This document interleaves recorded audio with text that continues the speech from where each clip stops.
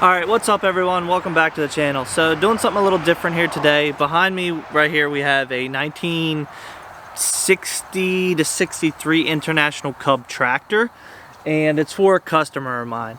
I picked it up here. I'll show you what we picked it up in and how it ended up at this place. But we picked it up in upstate Pennsylvania. It's been sitting for approximately 10 years. The guy said maybe even more.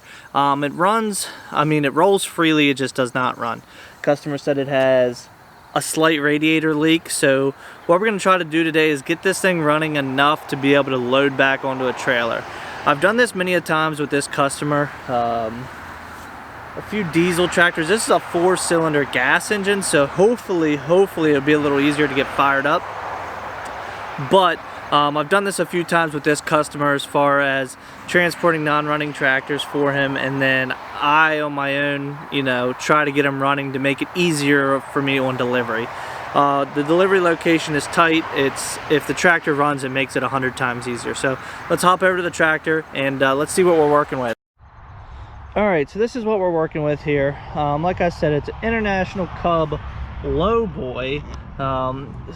The VIN plate's all scratched up, so it's somewhere in 60 to 63, says the customer. So like I said, it's a little 4-cylinder diesel, and says it's been sitting for approximately 10 years. So like I said, it rolled free, which for sitting for 10 years is pretty impressive. But we take a look in here. I don't know if the camera will pick it up.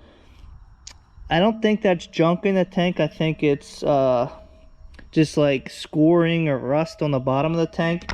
The fuel looks a little discolored, but we're gonna put some fresh gas in it. The battery situation, I tried to charge it.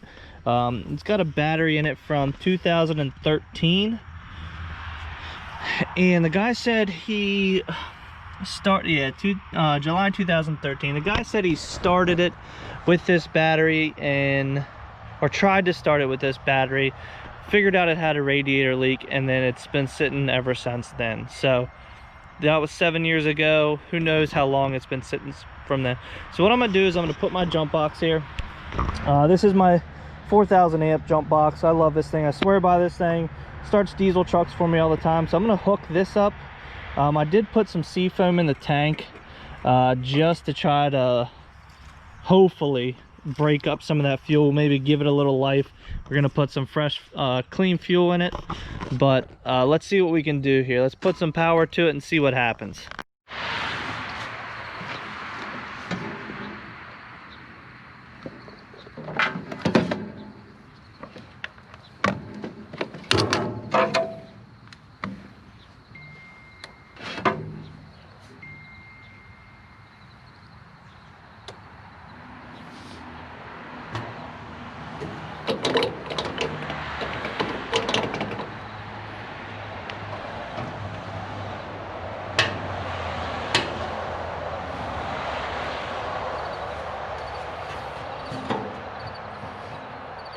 All right, so we got the power on.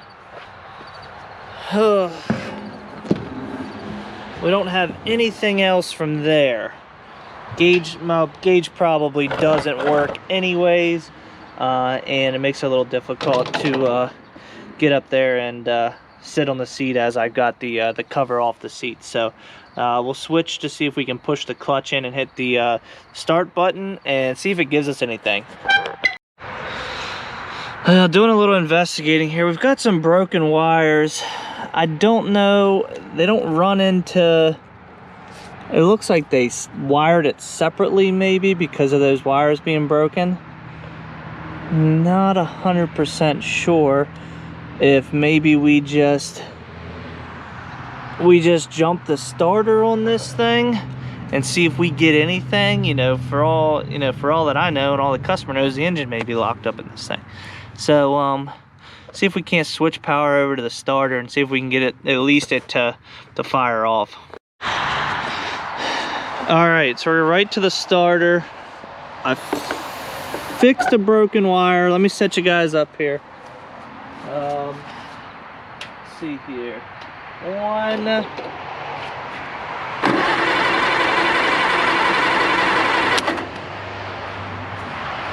It cranks. That's good news. All right, let me make sure the jump box is on there a little better this time, and we're gonna put fresh fuel in it. So give me a minute here. All right, well, we got fresh gas, and that we spilled everywhere. So let's set you guys up here, and let's see what we got here.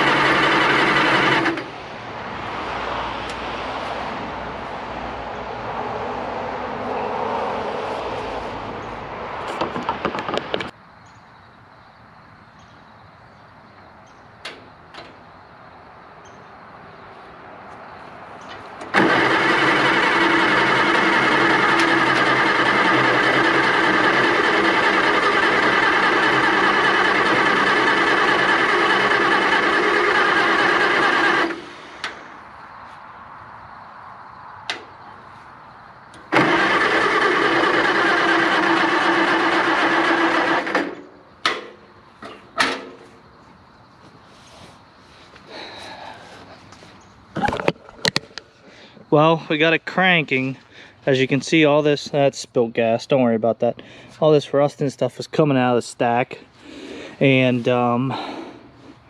jump boxes is telling me no more. So we're gonna hook jumper cables up from the truck and see if we can't get a better jump here. Well, we picked up a little go-go juice since we used all ours in the last video.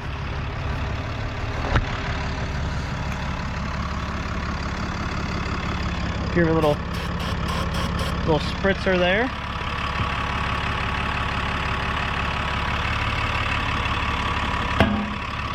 Need a couple extra hands.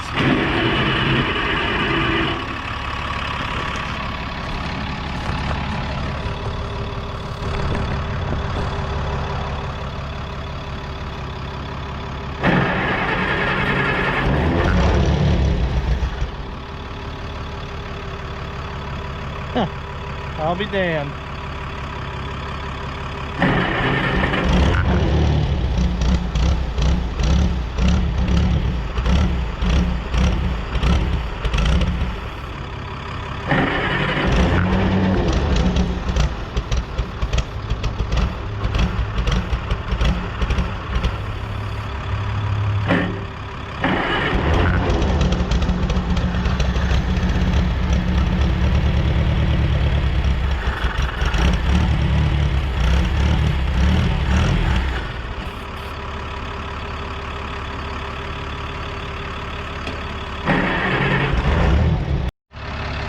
All right, well, we've seen it can run. We'll have to, getting out of the wind here, we'll have to pull all the spark plugs out, get a new set of plugs, and find a way to drain that tank, put fresh fuel in it, but it should run. You saw it has compression, it runs off the starting fluid, so we know that's good, we know the engine's still good, and don't want to let the starter burn out or anything tonight, so we're going to let it sit. So that's the end of part one for this. Get a set of plugs, put in it, hop over to part two and see if we can't get this thing doing laps around the yard.